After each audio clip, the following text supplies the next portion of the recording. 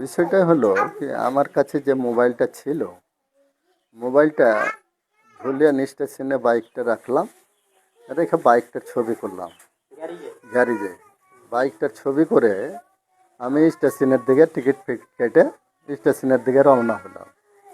রওনা হওয়ার পরে হ্যাঁ, স্টেশনে একটু ঘুরলাম ফিরলাম, ট্রেনটা এলো, মোবাইলটা পকেটে ভরে নিলাম।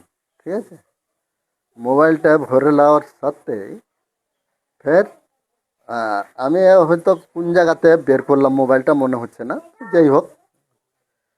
আমাকে মহিলাটা কিছু দূর ওই ফারাক্কা ব্রিজ পার করে মানে আমাকে টর্চার করতে লাগলো, মানে ফোনে কার সাথে গল্প করছিল। যেটা হচ্ছে যেটা বিষয় যে ও বলছে কি আসামি পেয়ে গেছি, এইভাবেই বলছে। হ্যাঁ, ফোনে। আর আমাকে টর্চার করছে। তা আমি ওকে বললাম, দেখুন ম্যাডাম কী হয়েছে আমাকে বলুন।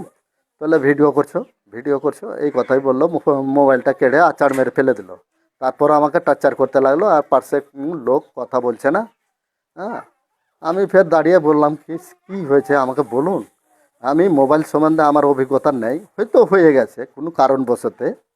তো মেরা তো মারতেছে এই দেখো আমার পাশে একটা লোক বসে